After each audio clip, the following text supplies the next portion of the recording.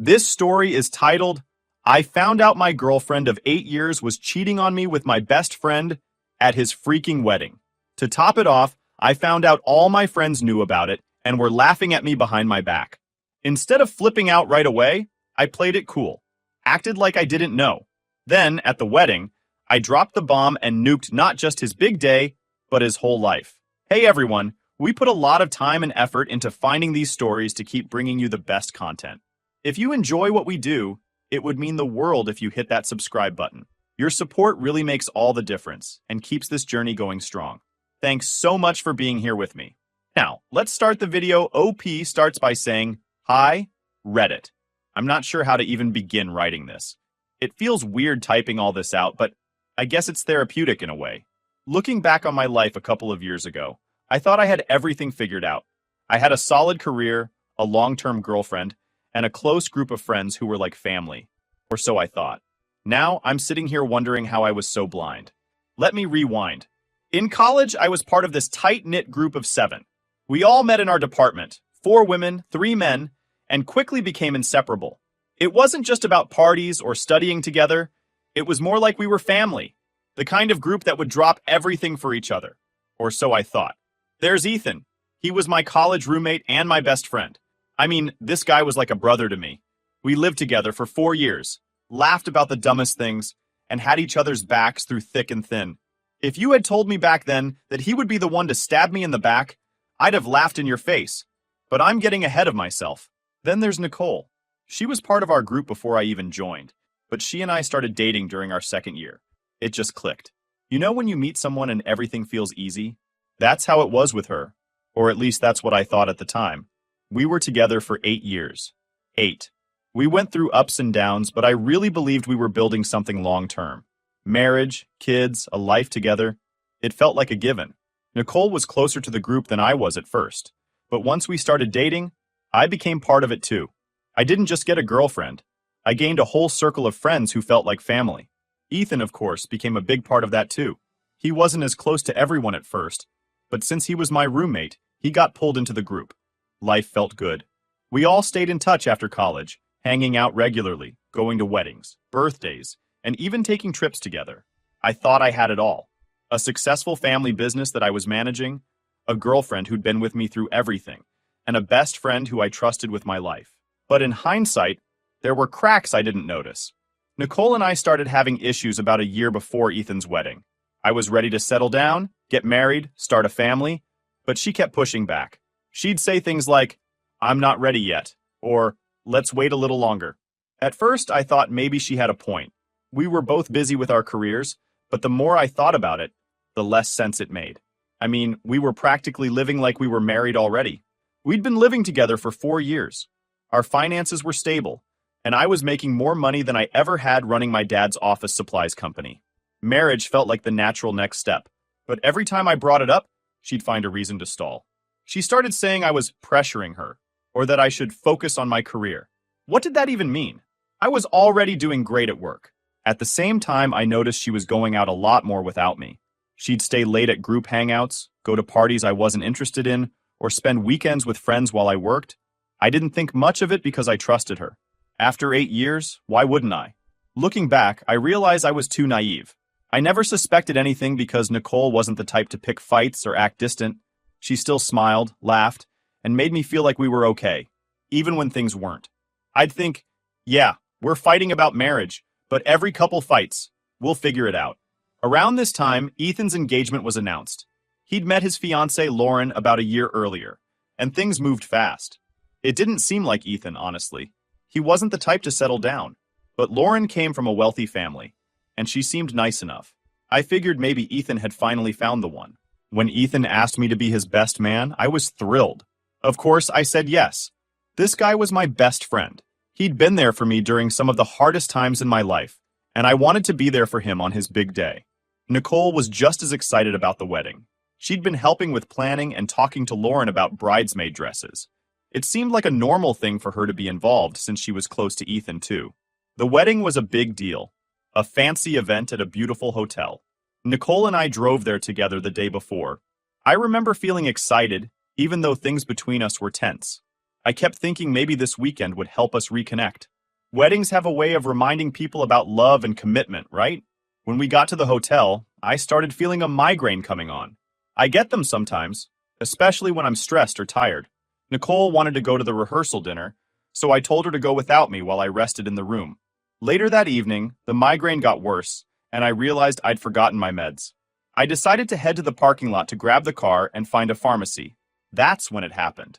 I don't know how to describe what I felt when I saw them. Ethan and Nicole were in my car, kissing like they were teenagers sneaking around. At first, I thought my eyes were playing tricks on me. I stood there frozen, unable to move, just staring at them. It felt like my brain was shutting down, trying to make sense of what I was seeing. They didn't even notice me. They were too caught up in each other. I don't know how long I stood there. 30 seconds? Minute? Felt like an eternity. My chest tightened, my hands shook, and for a moment, I thought I was going to throw up. Instead of confronting them, I walked away. My mind was racing, but I knew I couldn't just explode in the parking lot. I needed to think, to figure out what to do next. So I went back to the hotel and sat in my room, staring at the walls. The betrayal felt like a knife twisting in my gut, but I didn't cry. Not yet. I was too numb to cry. That night, everything started unraveling.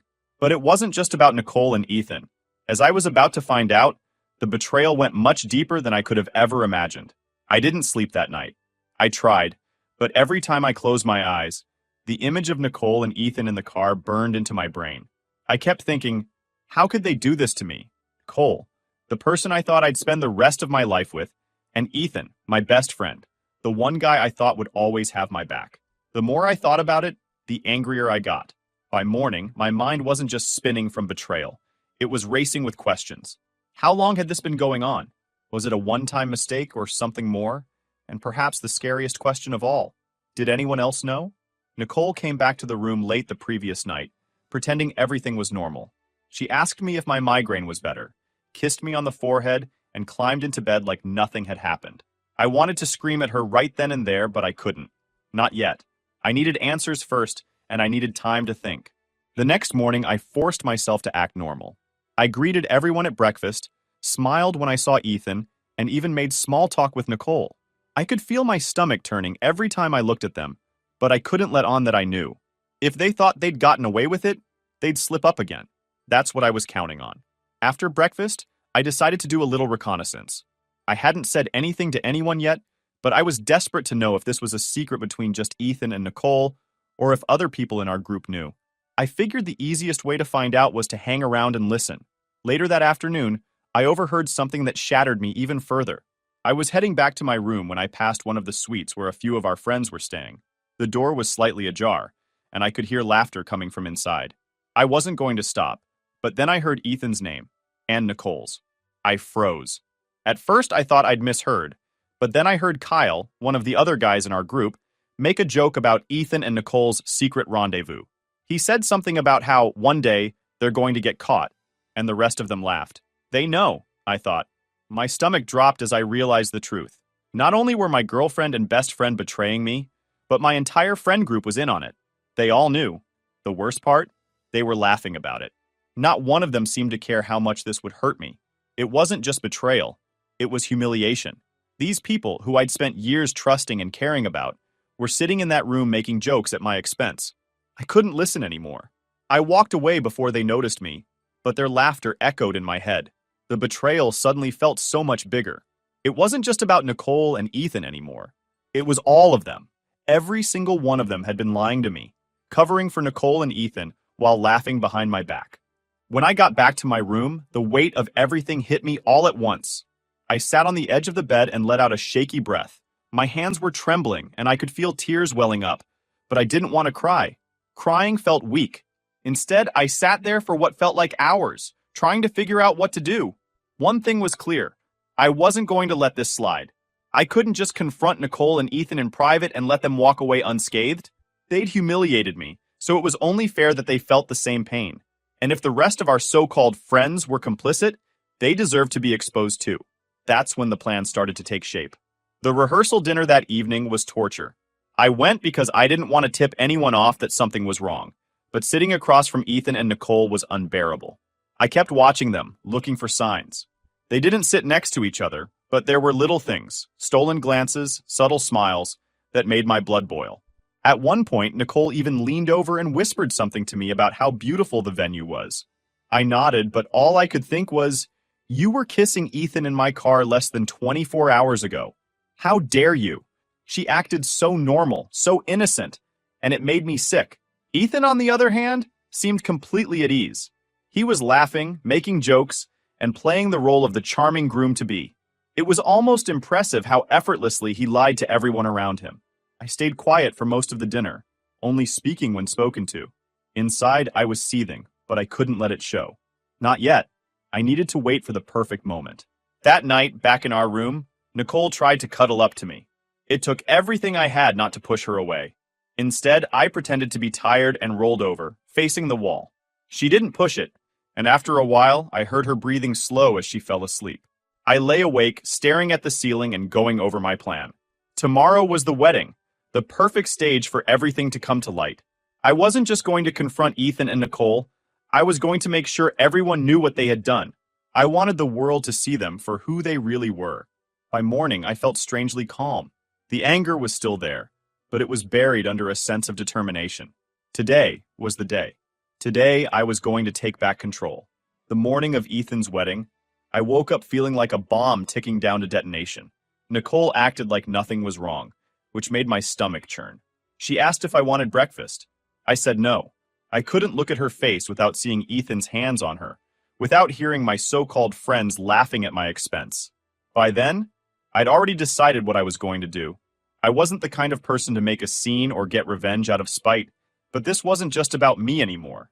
It was about the lies, the betrayal, the complete disregard for my feelings. Nicole and Ethan thought they could do whatever they wanted and still smile at me like nothing had happened, and my friends thought they could cover for them without consequences. Not today. I spent the morning quietly getting ready. Nicole went to help the bride, Lauren, with some last-minute preparations, leaving me alone in the room. That gave me time to pack my things. I knew I wasn't staying after this wedding. Whatever happened, I was done with Nicole, Ethan, and the entire group. I wanted to make sure I could walk away clean when the time came. When it was finally time to head to the ceremony, I slipped on my suit, checked myself in the mirror, and gave myself a pep talk. You've got this. Stick to the plan. They deserve this. I arrived at the venue early, as expected for the best man. Ethan greeted me with a grin like we were still best friends. You ready for the big day, man? He asked, clapping me on the back. I smiled. Couldn't be more ready. If he noticed the edge in my voice, he didn't let on. He was too busy entertaining guests and charming everyone in sight. Nicole, meanwhile, was mingling with the bridesmaids. I avoided her as much as I could, not trusting myself to keep my emotions in check if she tried to speak to me. The ceremony itself was set in a gorgeous outdoor garden, complete with white chairs, flower arrangements, and a small stage for the vows. Guests filled the seats, buzzing with excitement. Ethan stood at the front, looking like the picture-perfect groom. Nicole sat in the second row, right where I could see her. My heart pounded as I waited for the right moment. When the officiant stepped up to begin, I stood. My voice was calm, but loud enough for everyone to hear. Before we start, I'd like to say a few words about Ethan. There was a murmur of surprise. This wasn't the usual time for speeches, but Ethan didn't object. He even smiled, probably thinking I was about to talk about our friendship and how proud I was of him. Lauren, the bride, looked curious, but gave me a polite nod. I walked to the front, turned to face the crowd, and took a deep breath. My hands were steady, my voice clear. I've known Ethan for years. He's been my best friend since college. We've been through everything together, or at least that's what I thought. Ethan's smile faltered slightly. Nicole shifted uncomfortably in her seat. Good. Over the years, I've admired Ethan's charm, his sense of humor, and his ability to keep secrets, I said, emphasizing the last word. The crowd chuckled awkwardly, sensing something was off. Ethan's face turned pale. Last night, I continued, I found out just how good Ethan is at keeping secrets. Turns out he's been hiding something from all of us. Something that I think Lauren, and everyone here, deserves to know. Lauren looked confused, glancing between Ethan and me. Ethan stepped forward, his voice tense. All right, that's enough. I raised a hand to stop him. Let me finish, Ethan. I think you owe it to everyone to hear this. I turned back to the crowd. Last night, I caught Ethan making out with my girlfriend Nicole in the parking lot. My car, actually. So while he's been planning this wedding, he's also been hooking up with someone else's partner. Mine. The gasps from the audience were deafening. Nicole shot to her feet, her face red. That's not true, she shouted, but her voice cracked. Her panic was obvious. Ethan looked furious, but also terrified. This is ridiculous. You're just trying to ruin my wedding because Nicole doesn't want to marry you. I ignored them both. It gets better, I said to the crowd, because not only have Ethan and Nicole been sneaking around, but our mutual friends, this entire group of people I thought I could trust, knew about it. They've been covering for them, laughing behind my back, even making jokes about when they'd get caught. The room was chaos. People whispered, shouted, pointed fingers. Lauren looked horrified. Is this true? She demanded, turning to Ethan. Tell me this isn't true. Ethan stumbled over his words, trying to deny it, but Lauren wasn't buying it. She ripped off her veil and stormed out, leaving Ethan shouting after her. Guests started murmuring, some following Lauren, others staring at Ethan and Nicole in shock. I didn't wait for the fallout. I walked straight off the stage, ignoring Nicole's desperate pleas to stop. You're crazy! You're ruining everything! She hissed, grabbing at my arm. I shook her off and kept walking. By the time I got to the parking lot, I could still hear the chaos behind me. I got in my car, took a deep breath, and drove away. I drove for hours that night, not caring where I was going. The adrenaline that had carried me through my speech was gone, leaving only exhaustion and a crushing sense of emptiness. My phone buzzed constantly, calls, texts, notifications from social media, but I ignored them all. I wasn't ready to face whatever came next. When I finally stopped, it was at a gas station in the middle of nowhere. I parked, got out, and just stood there for a while, staring at the dark sky. My body felt heavy, my mind a mess of emotions. Anger, betrayal, a strange sense of relief. I had done it. I had exposed them.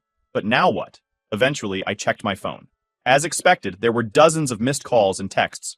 Nicole had sent the most, her messages starting with please, can we talk? Please let me explain, before shifting to anger. By the end, she was blaming me. You're insane for what you did. You didn't have to ruin everything. Do you even realize what you've done to Ethan? Good. She was upset. She deserved to be. There were messages from Ethan too, though fewer. Most were furious, accusing me of being jealous and vindictive. You just couldn't handle that Nicole didn't want to marry you, so you tried to ruin my life. Guess what? You didn't just hurt me. You hurt Lauren and my parents too. The rest of my so-called friends had chimed in as well. Some were furious at me for airing dirty laundry in public. Others were apologetic, claiming they didn't know the full story, as if that excused their complicity. I didn't respond to any of them. I wasn't ready.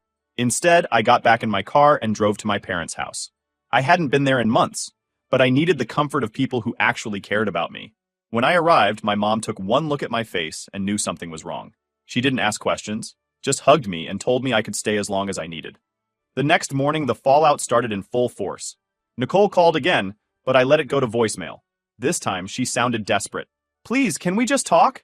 I know you're mad, but we've been together for 8 years. Don't throw that away over one mistake. I need to explain. Her words made me laugh bitterly. One mistake? Remember, this wasn't a mistake. It was a choice, a series of choices made over who knows how long. She hadn't just betrayed me.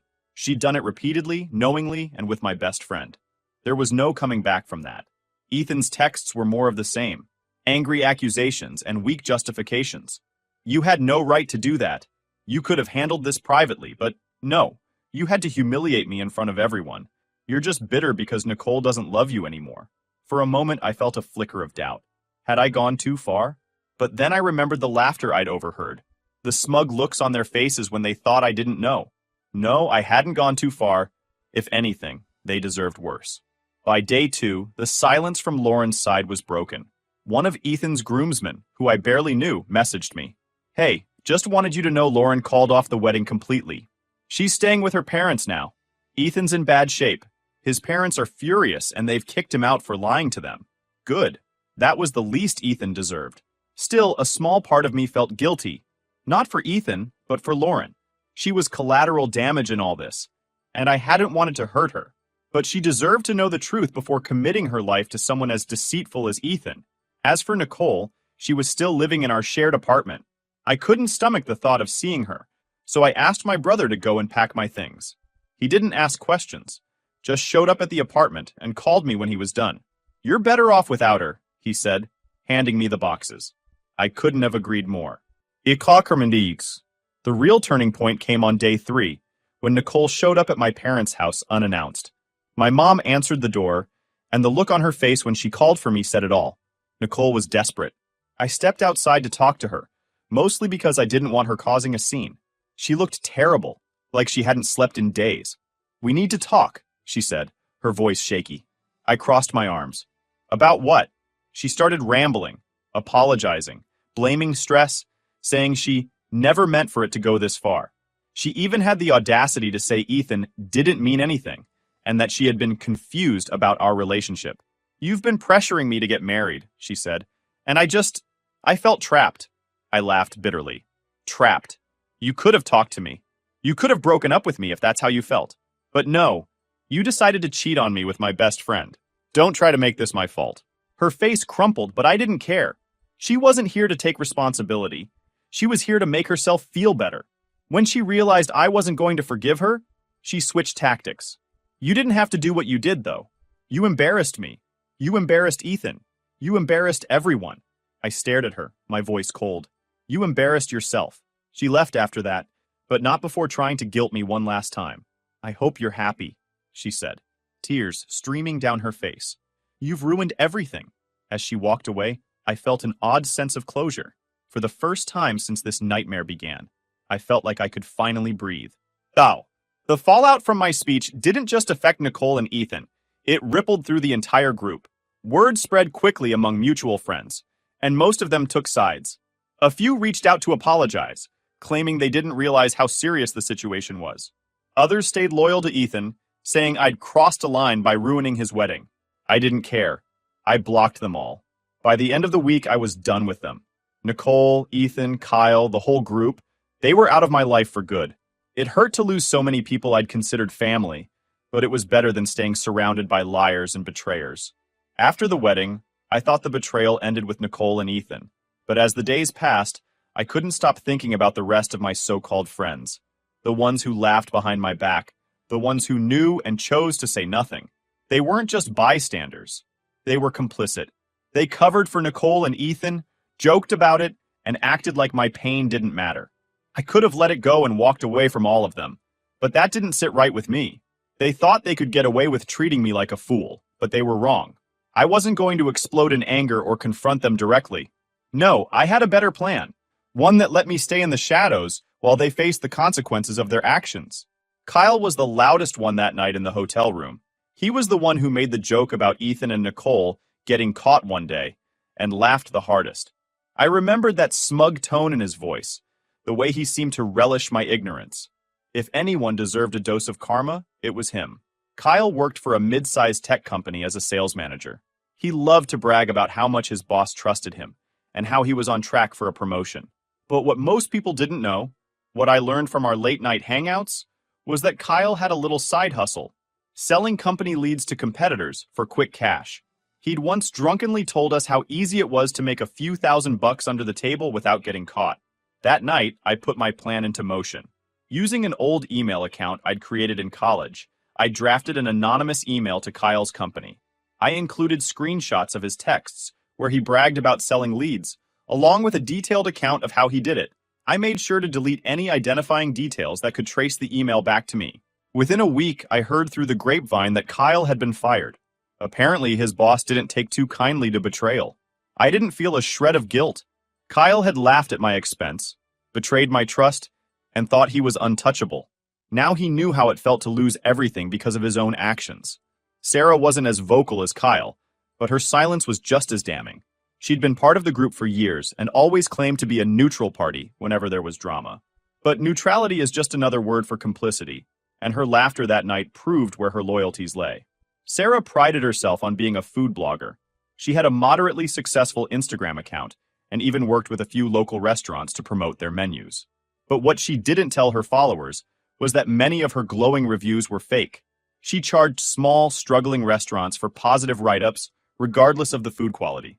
She'd once joked about writing a 5-star review for a place she never even visited. I knew exposing her would hurt her carefully curated image, and that's exactly what I did. I created a burner account and started reaching out to the restaurants she'd worked with. I posed as a concerned diner and shared screenshots of her texts, where she blatantly offered to improve their ratings for a fee. Some of these restaurants were already struggling, and Sarah's actions were exploitative at best. It didn't take long for one of the restaurant owners to post a scathing review of her. They exposed her fake reviews and included screenshots for good measure. The post went viral locally, and Sarah's reputation took a nosedive. Her followers dropped, her partnerships dried up, and she eventually deactivated her account. Amy was the social butterfly of the group. She thrived on gossip and was the one who kept everyone connected. She was also the one who always acted the friendliest to my face, even after everything. But that night in the hotel room, I heard her loud and clear. She wasn't laughing as much as Kyle or Sarah, but she didn't stop them either. Amy worked as a marketing consultant, and her reputation was everything. She loved to name-drop her high-profile clients and brag about the events she helped organize. But there was one thing she never talked about: the fake degree she used to get her foot in the door.